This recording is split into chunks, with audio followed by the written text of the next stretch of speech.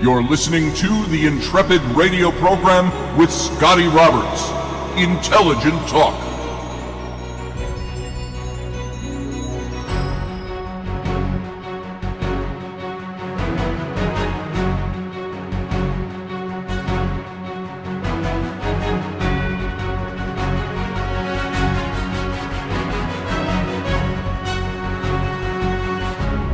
Happy Thursday evening, folks. This is Scotty Roberts.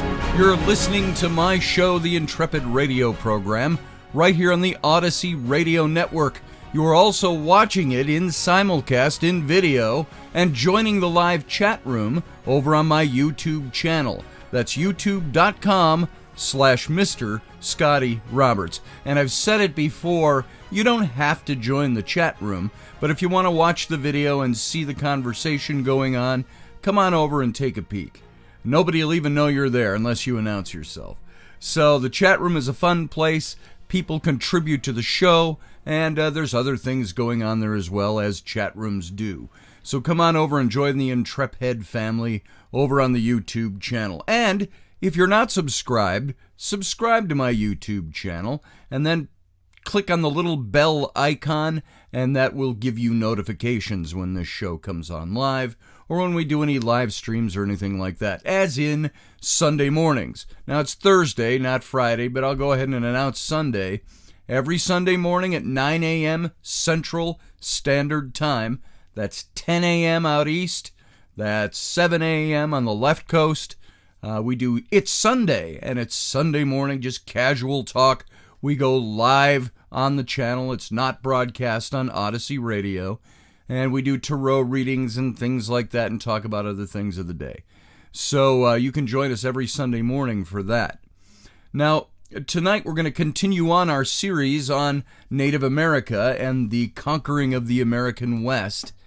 And I get mixed reactions to this. There are some people who think that I am trying to promote that we are a bad country.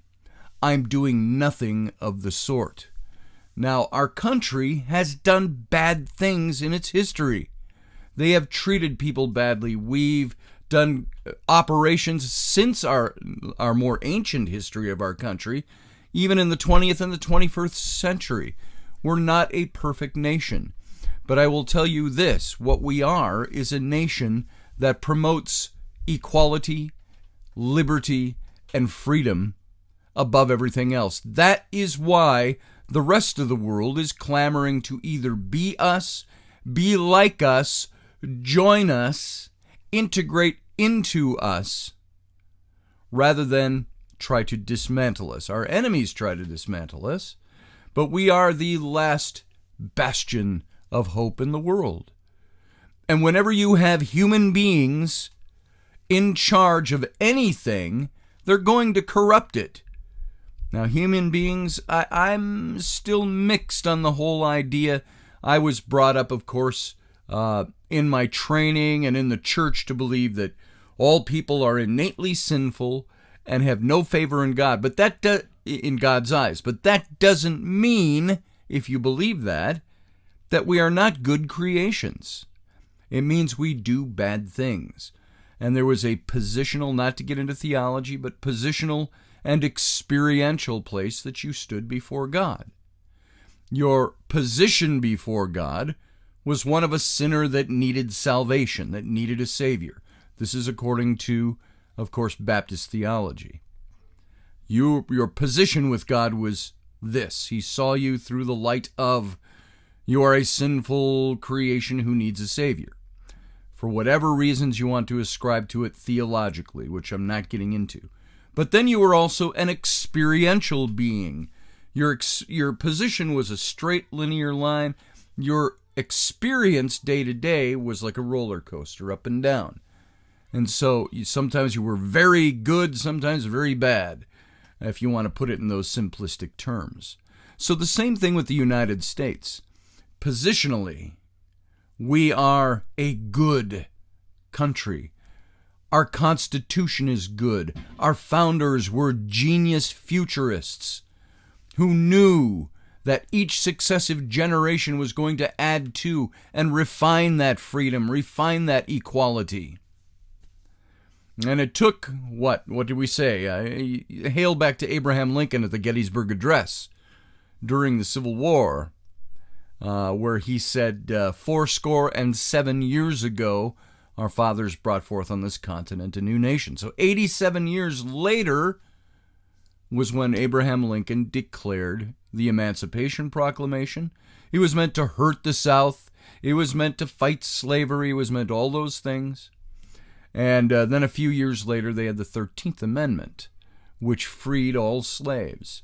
And so our nation, it took us 87 to 90 years to accomplish this. But we finally did it. And that was in the 1860s. So you're talking 150 years ago. And now we are at a place where we continue to refine those things. Thomas Jefferson said, "This republic will require a little bloody revolution every 20 years or so." I think we're seeing some of that now. There's revolution by certain elements within our society. It's not a national revolution, but it's people calling for change. And I think anybody serious about the United States, serious about our Constitution, will not just put up a stone wall to those pleas and those angers and those riotings and all of that, but we will process that information. Everybody needs to process that and find out where in our country, if it does exist, is there endemic racism? Where do these things exist? And if they do, how do we root them out? This is the constant job of our nation, to improve itself, to get better and better. But it still should always remain a land of the free and a home of the brave. The founders in the Constitution, when they said all men are created equal, they didn't mean slaves at the time, but they struggled with that the rest of their lives.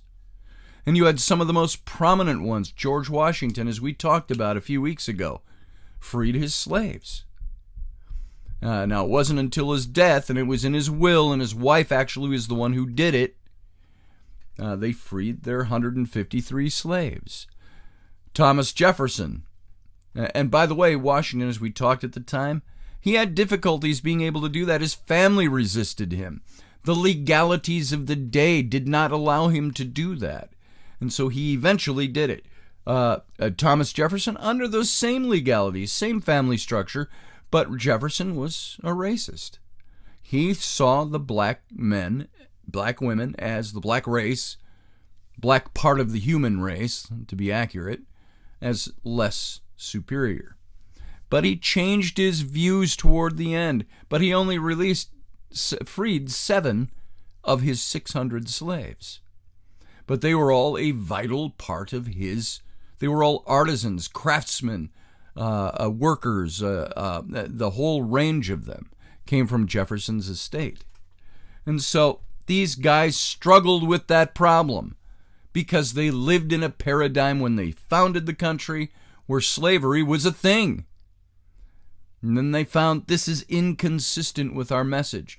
And Thomas Jefferson, whether he used it as an excuse or not, he said, I am looking to our next generation to be able to free the slaves, to be able to, and it took 2 more generations for that to happen.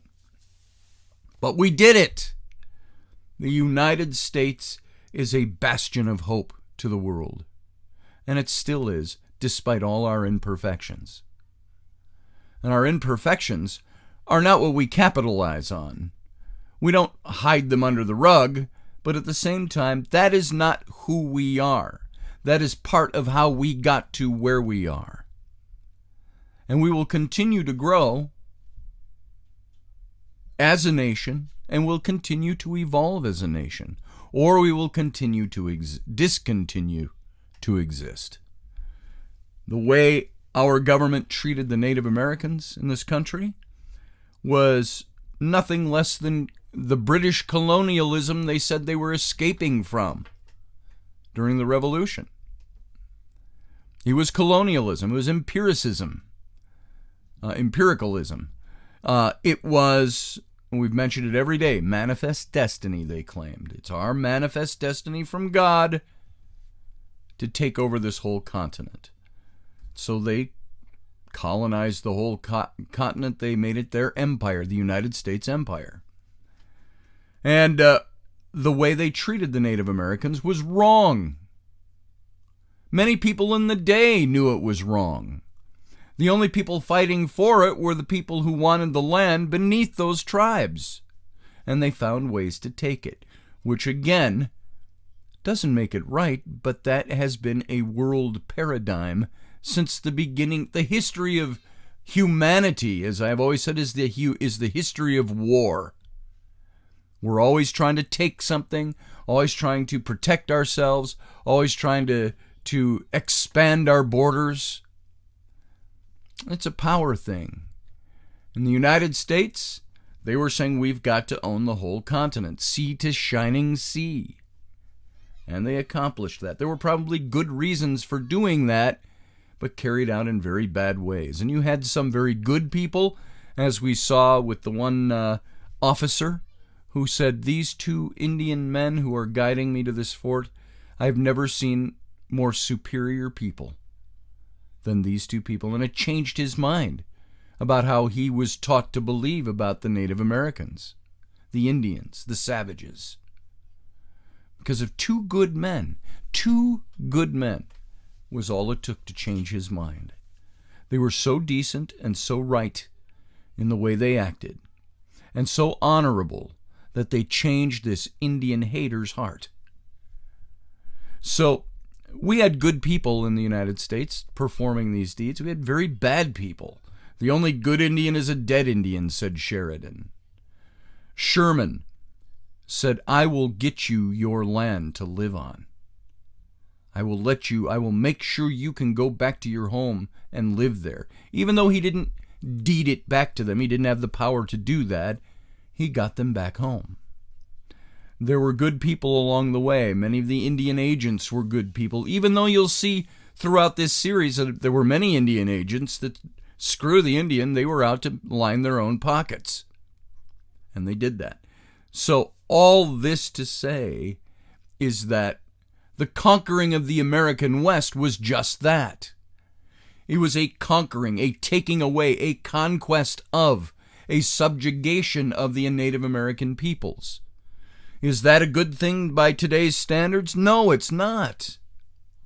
That would be like us right now today in 2020 saying this month, July of 2020, we're going to launch a war on, I'll use an absurd example, on France. And we're going to take France and push all the French out to reservations or to other countries, and we're going to claim France as our own, and we'll do it. We'll bloody well wage war if we have to. So it would be that kind of thing. It seems so silly and unconscionable today, doesn't it? But you also see the United States wasn't out trying to win more powerful countries than they were and make them part of the United States. They were saying, God has granted us this whole continent. And they took it by whatever means they needed to, good or bad. They justified it by purchasing the land from the Native Americans, who didn't operate that way in the first place. They said, we can share this land. Just keep your people off of our hunting grounds. Well, no, we had to own it, didn't we? And we made sure we owned it. They purchased it. They felt that that was justifiable. But what did they do with the people who lived there on that land? They moved them as part of the treaties. They were there. They were going to take care of those people. We'll make sure you get allotments and money, and we'll make sure you get clothing and food and agricultural supplies, schooling, all of this. But it was all from the Eastern United States mentality and point of view. And so this is what they did. Right or wrong, but that is how they justified it. And sometimes they were bitterly nasty and acted in atrocious ways to accomplish this. They drove out the Native Americans from their land, and they tried to subdue and not only steal their land, but steal their culture.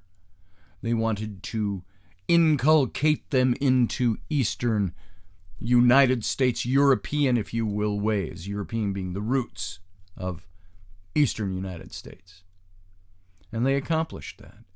But the reservations today, people ask, I saw some people talking about, Leslie, you were talking about it, Teresa, these are, for those of you listening, people in our chat room, and talking about reparations and things like that. I am a firm believer in not paying reparations for past sins, things that we no longer stand for, but our country did.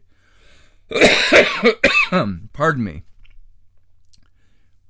There is some efficacy to that, but where do you stop? Who do you pay? Who gets the money? Who should pay that money? Well, officially they're saying the United States government, the same government that existed 150 years ago, ought to pay these reparations. The government should. Well, that's the taxpayer dollars. So you're going to get kickback from taxpayers. They're going, wait a minute, I was not a part of that. That wasn't my war. I didn't do that. I wouldn't do that today. Now, that's a handy excuse. We don't know what we would do today, do we? If we were alive back then. So, the reservation system, I have seen, has always been a way for Native Americans to be able to take what was written into the treaties for them. They were getting clothing, they were getting money, they were getting, and so on and so on and so on. And yet we've seen the reservation system, the government trying to dismantle that along the way, when it was no longer convenient for the U.S. government to take care of them. And remember, in those treaties, most of them, and I've said this 100 times if I've said it once, were the words in perpetuity, meaning forever, as long as this nation stands, this treaty will stand. But they found ways to violate them all and rewrite them, or just destroy them. And so we're faced with this conundrum today in our society. Our country has committed wrongs. It has done wrong things to African Americans in the slave trade. We can say that that was the paradigm of the day. Slavery. Everybody in the world had slavery. Even Africans had slavery in Africa. And so that existed already. Our founders were part of that. The people who founded this country, we were part of that paradigm. That could be a handy excuse for us to use. But who do we owe reparations to? The descendants of the people who were enslaved over the last, as the one side of the argument says, for 400 years they were enslaved here. Well, remember, only 250 of those years has the United States been in existence to today. Only 90 years was the United States in existence of that 400 years of colonization and black slave trade to the Americas, North and South America and the Caribbean. But 90 years into it, we stopped the practice. We freed the slaves. They were allowed to vote right away because of the 13th Amendment. I heard somebody say they just earned the right to vote 60 years ago. No. They earned the right to vote over 100 years ago. And it was only women in this country that weren't allowed to vote until 1919. And so you see, we've had lots of inequity along the way. But we have learned along the way. And this country that stands by its Constitution for the equality of all kept working toward that end, and people kept making that happen. Systemic oppression of blacks, systemic racism, I have a problem with that. I think maybe there were pockets in our society where laws were created to diminish black people, but we're overcoming that. And if we see it now, we have great reminders right now, whether we agree with their cause or not. It's a great reminder that we need to constantly be on the lookout for how our Constitution applies to everyone in this United States. as Captain Kirk said in that famous episode of Star Trek, The Omega Glory. I mentioned this before, but it pops into my mind. He said, the Constitution was written for everyone, or it means nothing. And that's the truth of the matter. So all that rambling about this to get to this point. I think it's important for us to understand the history of our country, the good and the bad. We have done very good things for the world. We have done very good things for the human race, and we will continue doing those if we do not dismantle ourselves in the process. Benjamin Franklin, you have a republic, madam, if you can keep it. And somebody was complaining about democracy to me the other day, and I said, what we all know so well already, because it's been repeated so many times in the last decade especially, is that we don't live in a democracy. The United States is not a democracy. We are a constitutionally limited representative republic that has democracy. And that is what we should strive to maintain in this country. And so when you go to vote, look at who is going to maintain the Constitution over who is not. Can the Constitution be amended? Yeah, it has been many times.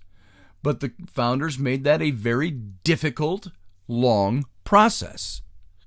A hard process, because the Constitution should not be amended willy-nilly or on a whim or on a notion or on which way the wind is blowing.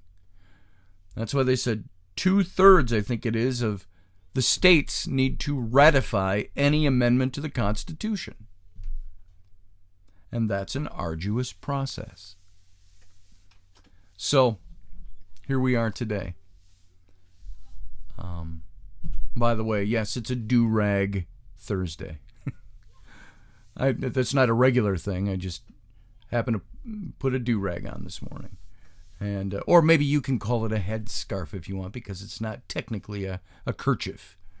So, no, I didn't shave my head. It might have been a bad hair day, and that's why I chose to do it. But I have the freedom to do that. So, let's get into this. I've taken the whole first segment to talk about this. Once again, setting the stage. Now let me take this final, about a minute we have before we have to go out to break, and reset the stage for today. Remember, it was Tall Chief Wynkoop who was suspicious of the Indians' motives. And when he learned from One Eye that Black Kettle wanted them to come out to the Smoky Hill River area, and that camp, and guide the Indians back to the reservation, he sent, there were 2,000 Cheyenne and Arapaho, and perhaps 200 of their friends. And he had scarcely more than 100 mounted soldiers. The Tall Chief Wynkoop was young. He was in his mid-20s, and his only, imagine that, mid-20s. And I look at kids in their mid-20s now. If they're in the military, you have a different impression of them than they're just kids going to school, getting out of school, trying to figure out what they want to do with their life. And after a day's delay, Wynkoop finally decided he'd have to go to Smoky Hill. He escorts them, and he was ready to march with about 127 troops, releasing One Eye and Eagle Head from the guardhouse. And he told them that they'd have to be serving as both hostages and guides for the expedition. At the first sign of treachery from your people, Wynkoop warned them, I'm going to kill you. That's how much he distrusted the Cheyenne and the Arapaho. And Wynkoop said afterward that his conversations with the two Cheyennes on this march caused him to change his long-held opinions of Indians. I felt myself in the presence of superior beings. And these were the representatives of a race that I heretofore looked upon without exception as being cruel, treacherous, bloodthirsty, without feeling or affection for friend or kindred. And so 5 days later, along the headwaters of the Smoky Hill, Wynkoop's advanced scouts sighted a force of several hundred warriors drawn up as though for battle. George Bent, remember the little big man, Little white man, who was still with Black Kettle, the chief, said that when Wincoop's soldiers appeared, the dog soldiers got ready for a fight. They rode out to meet the troops with bows, strung arrows in their hands, but Black Kettle and some of the chiefs interfered, and they requested Major Wincoop to move his troops off a little distance, and they prevented a fight. And that's where we left off yesterday, which we will pick up when we come back in 2 minutes. Sit tight.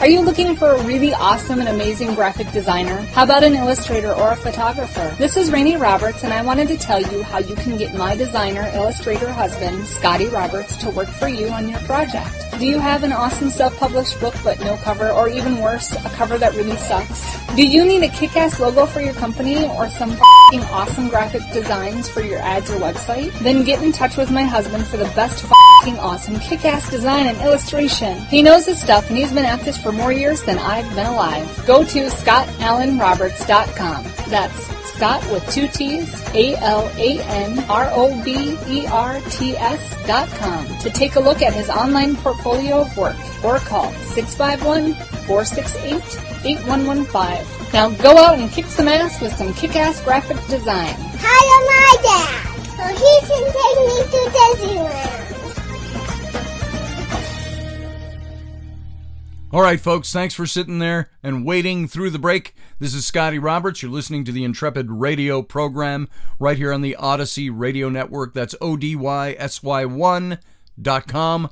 And if you want to come over and watch the video simulcast of this show on my YouTube channel and join the live chat room going on there right now, go to youtube.com/Mr. Scotty Roberts. Now, welcome back to the show. Let's get right back into this situation. Black Kettle had urged Major Wincoop to move his troops off a distance to prevent a fight. And the next morning, Black Kettle and the other chiefs met Wincoop and his officers for a council. Remember, it was Wincoop who was convinced to change his mind about his prejudices, his stereotypes of Native Americans. And so they met with him, and Black Kettle was the first to speak.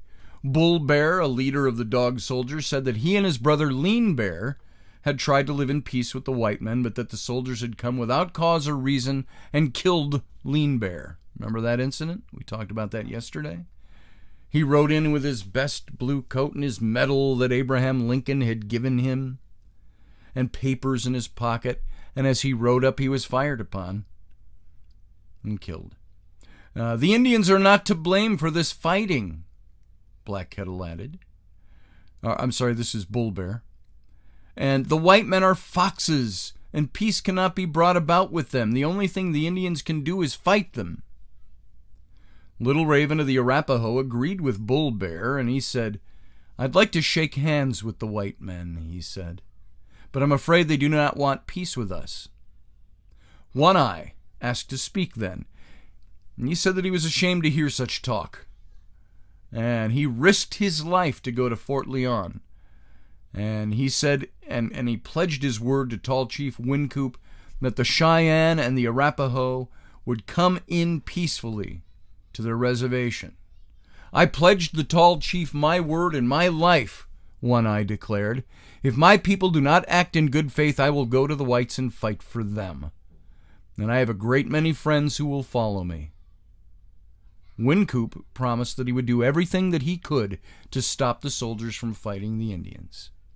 He said he wasn't the big chief, and he couldn't speak for all the soldiers, but that if the Indians would deliver the white captives to him, he'd go to the Indian leaders in Denver and help them make peace with the bigger chiefs, who were over him in rank.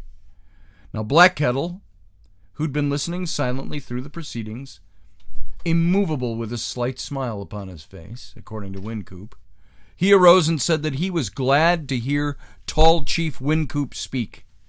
"There are bad white men and bad Indians," he said. "The bad men on both sides brought about this trouble. Some of my young men joined in with them." Now keep in mind, this is a good place to interject that Black Kettle had lost his land already. They're already fighting with but he still wanted to pursue peace. "There are bad white men and bad Indians," he said. "There are bad men on both sides that brought about this trouble. Some of my young men joined in with them. I'm opposed to fighting and have done everything in my power to prevent it. I believe the blame rests with the whites. They commenced the war and they forced the Indians to fight." And he promised then to deliver the 4 white prisoners he'd purchased. Remember, he used his own ponies to buy the white women and children from the other Indian tribes. And he promised then to deliver them. The remaining 3 were in camp farther north, and some time would be required to negotiate for them. The 4 captives, all children, appeared to be unharmed. In fact, when a soldier asked 8-year-old Ambrose Archer how the Indians had treated him, the boy replied that he would just as well stay with the Indians as not. So after more parleying, it was finally agreed that the Indians would remain camped on the Smoky Hill, while 7 chiefs went to Denver with Wynkoop to make peace with Governor Evans and Colonel Chivington. Black Kettle, White Antelope, Bull Bear, and One Eye represented the Cheyenne, Neva, Bosse, Heaps of Buffalo, and Notani the Arapahoes. And Little Raven and Left Hand, who were skeptical of any promises from Evans and Chivington, remained behind to keep their young Arapahoes out of trouble. War Bonnet would look after the Cheyennes in camp. So Tall Chief Wynkoop's caravan of mounted soldiers, the 4 white children that Black Kettle had, and the 7 Indian leaders, they reached Denver on September 28th. And the Indians rode in a mule-drawn flatbed wagon fitted with board seats for the journey. Black Kettle mounted his big garrison flag above the wagon. Remember, this is the flag given to him by Lincoln. And he was flying this flag, the Stars and the Stripes. And when they entered the dusty streets of Denver, the Stars and Stripes fluttered protectively over their heads. Remember, he was made a promise by, I don't remember the officer who made the promise, that said, as long as you fly this flag over your heads, we will never attack you or your people. And so all of Denver turned out for this procession coming into town. And so before the council began, Wynkoop visited Governor Evans for an interview. The governor was reluctant to have anything to do with the Indians. He said that the Cheyenne and the Arapaho should be punished before giving them any peace. Look at this. Look at the way these guys acted. No, we're not going to talk peace. Punish them, and then we'll talk peace. What the hell were these people thinking? This was also the opinion of the department commander, General Samuel R. Curtis, who telegraphed Colonel Chivington from Fort Leavenworth that very day. I want no peace till the Indians suffer more. Is that really seeking peace? When you want to make peace with somebody and you're genuine about it, do you say, I'll make first with you, but first I want to grind your face into the mud. I want to hurt you before I make any peace with you? What's that called? Finally, Wynkoop had to beg the governor to meet with the Indians. But what shall I do with the 3rd Colorado Regiment if I make peace? Evans asked. What am I going to do with the 3rd Regiment if I make peace? He's got them there to do war on the Indians. What am I going to do with all my soldiers if I have to make peace with these guys? They've been raised to kill Indians and they must kill Indians. He explained to Wynkoop that Washington officials had given him permission to raise the new regiment because he'd sworn it was necessary for protection against hostile Indians. And if he now made peace, the Washington politicians would accuse him of misrepresentation. There was political pressure on Evans from Coloradans who wanted to avoid the military draft of 1864 by serving in uniform against a few poorly armed Indians rather than against the Confederates farther east. Eventually, Evans gave in to Major Wynkoop's pleadings. After all, the Indians had come 400 miles to see him in response to his proclamation. So do you see the reasoning of some of these idiots in government? And I say idiots, yes. They're smart men. They had to be smart to get into their positions. But at the same time, they're like, we raised a whole army to fight Indians. How can we make peace with them now? What will my superiors in Washington, D.C. think of me if after pleading with them to give me this force to fight Indians, I tell them, oh, we made peace instead? What would you think of that? If we raised an army or we sent troops to an area to do war and came back having made peace instead, I would think that would be a really good thing. You can see the hatred that is here. So the council was held at Camp Weld near Denver and consisted of the chiefs, Evans, Chivington, Wynkoop, several other Army officers, and Simeon Whiteley, who was there by the governor's order to record every word said by the participants. Governor Evans opened the proceedings brusquely, asking the chiefs what they had to say. So what do you got to say? He's not looking for peace. He's looking for a reason to kill them. Black Kettle replied in Cheyenne, with the tribe's old trader friend John S. Smith translating. This is what was transcribed. Quote, on sight of your circular of June 27th, 1864, I took hold of the matter and have now come to talk to you about it. Major Wynkoop proposed that we come to see you. We have come with our eyes shut, following his handfuls of men. Like coming through the fire. All we ask is that we may have peace with the whites. We want to hold you by the hand. You are our father. We have been traveling through a cloud. The sky has been dark ever since the war began. These braves who are with me are willing to do what I say. We want to take good tidings home to our people, that they may sleep in peace. I want you to give all these chiefs of the soldiers here to understand that we are for peace, and that we have made peace, and that we may not be mistaken by them as enemies. I have not come here with a little wolf bark, but I have come to talk plain with you. We must live near the buffalo or starve. When we come here, we come free, without any apprehension to see you, and when I go home and tell my people that I have taken your hand and the hands of all the chiefs here in Denver, they will feel well, and so will all the different tribes of Indians on the plains, after we have eaten and drunk with them. That sounds like a pretty good appeal for peace. Here's how Evans, the governor of Colorado, responded. I'm sorry you did not respond to my appeal at once. You have gone into an alliance with the Sioux, who are at war with us. Black Kettle was surprised. I don't know who could have told you this, he said. No matter who said this, Evans countered, but your conduct has proved to my satisfaction that was the case. Several of the chiefs spoke at once then. This is a mistake. We have made no alliance with the Sioux or anyone else. Evans changed the subject, stating that he was in no mood to make a treaty of peace. I have learned that you understand that as the whites are at war among themselves, he went on, you think you can now drive the whites from this country, but this reliance is false. The Great Father at Washington has men enough to drive all the Indians off the plains and whip the rebels at the same time. My advice to you is to turn on to turn on the side of the government and show by your acts that friendly disposition you profess to me.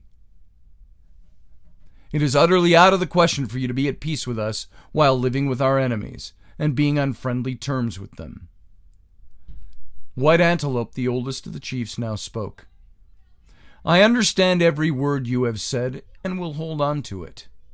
The Cheyenne, all of them, have their eyes opened this way, and they will hear what you say. White Antelope is proud to have seen the chief of all the whites in this country.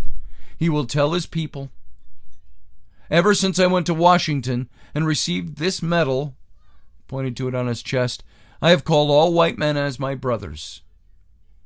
But other Indians have been to Washington and got medals, and now the soldiers do not shake hands, but seek to kill me. I fear that these new soldiers who have gone out may kill some of my people while I am here. Evans told him flatly, there's great danger in that. When we sent our letter to Major Wynkoop, White Antelope continued, it was like going through a strong fire or blast for Major Wynkoop's men to come to our camp. It was the same for us to come to see you.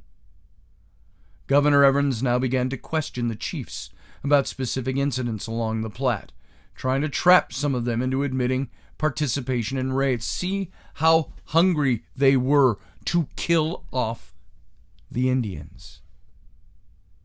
Who took the stock from Fremont's orchard, he asked, and had the first fight with the soldiers this spring north of there?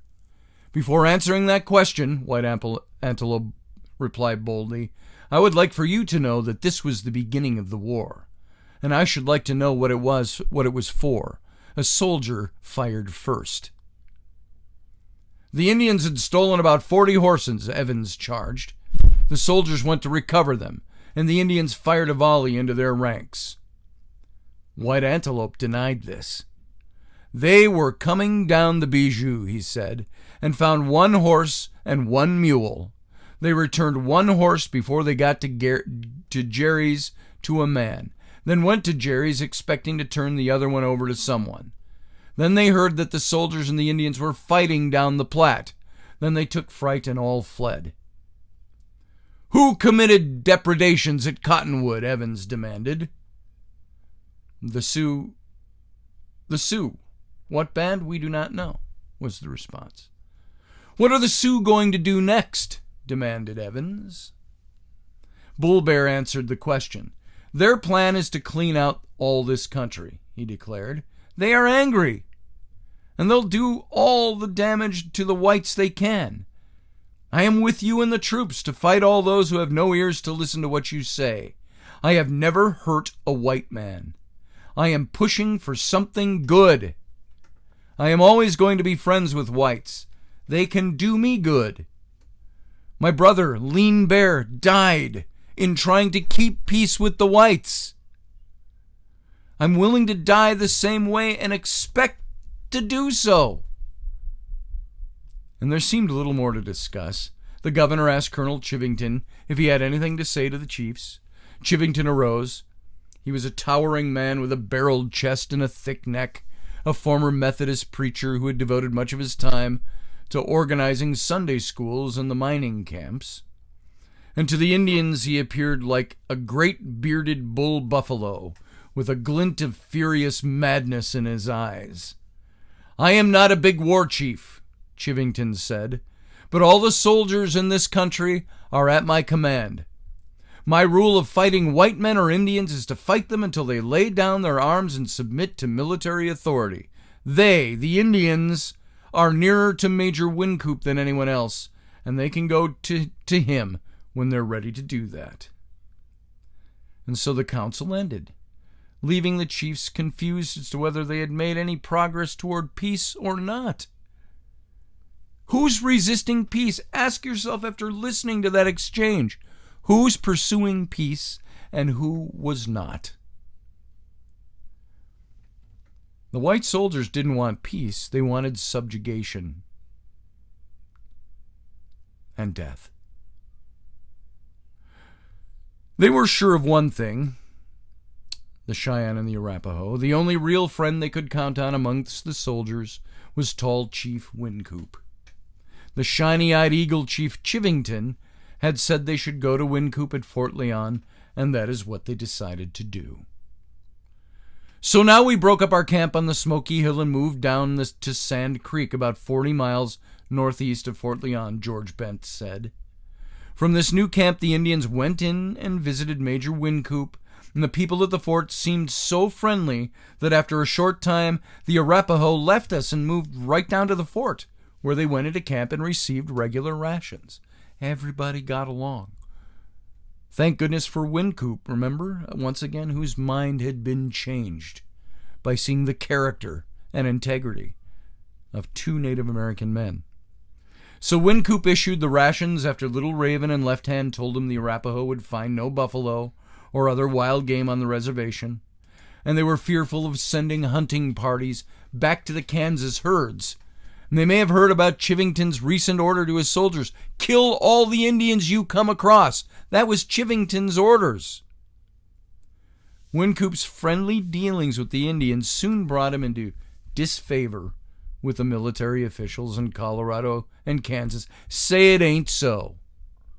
Wynkoop, having found a modicum of peace and was friendly with the Native Americans and traded with them,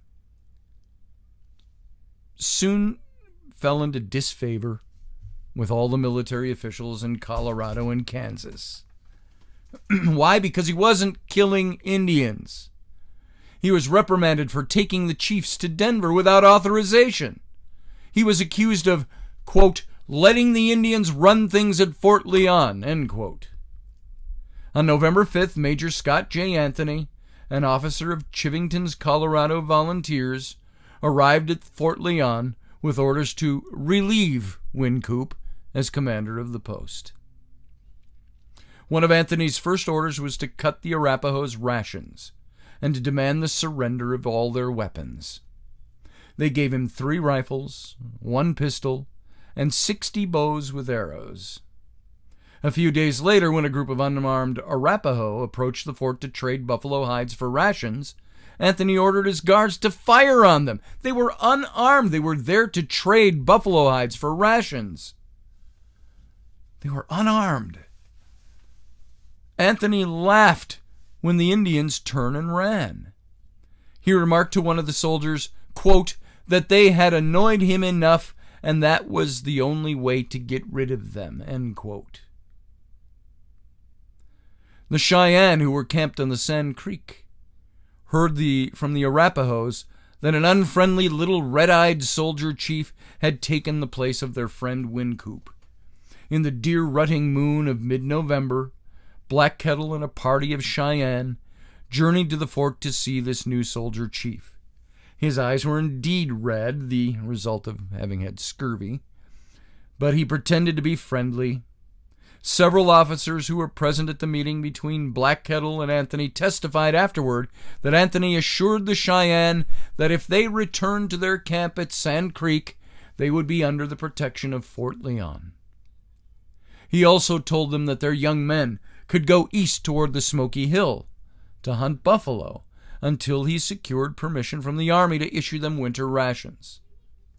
Pleased with Anthony's remarks, Black Kettle said that he and the other Cheyenne leaders had been thinking of moving far south of the Arkansas so that they would feel safe from the soldiers, but that the words of Major Anthony made them feel safe at Sand Creek, and they would stay there for the winter. After the Cheyenne delegation departed, Anthony ordered Left Hand and Little Raven to disband the Arapaho camp near Fort Lyon. "Go and hunt buffalo to feed yourselves," he told them. Alarmed by Anthony's brusqueness, the Arapahoes packed up and began moving away. When they were all well out of view of the fort, the two bands of Arapaho separated. Left Hand went with his people to Sand Creek to join the Cheyenne. Little Raven led his band across the Arkansas River and headed south. He did not trust red-eyed soldier chief Anthony. Anthony now informed his superiors that there's a band of Indians within 40 miles of the post. I shall try to keep the Indians quiet until such a time as I receive reinforcements. And on November 26th, when the post trader Gray Blanket John Smith requested permission to go out to Sand Creek to trade for hides, Major Anthony was unusually cooperative. He provided Smith with an army ambulance to haul his goods and also a driver. Private David Louderback of the Colorado Cavalry was the driver. If nothing else would lull the Indians into a sense of security and keep them camped where they were, the presence of a post trader and a peaceful representative of the army should do so.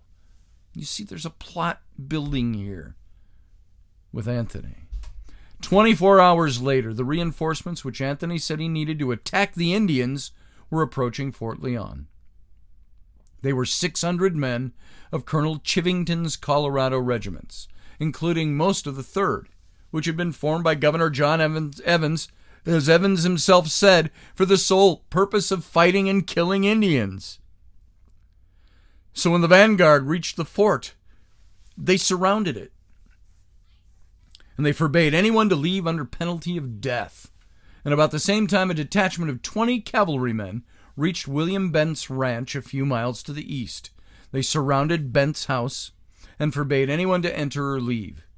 Bent's 2 half-breed sons, George and Charlie, and his half-breed son-in-law, Edmund Guerriere, were camped with the Cheyennes on Sand Creek. When Chivington rode up to the officers' quarters at Fort Lyon, Major Anthony greeted him warmly. Chivington began talking of collecting scalps and wading into gore. Anthony responded by saying that he'd been waiting for a good chance to pitch into them, and that every man at Fort Lyon was eager to join Chivington's expedition against the Indians, whom he had just sent off to go hunting, and told them that they'd be safe at Sand Creek. Now, not all of Anthony's officers, however, were eager or even willing to join Chivington's well-planned massacre.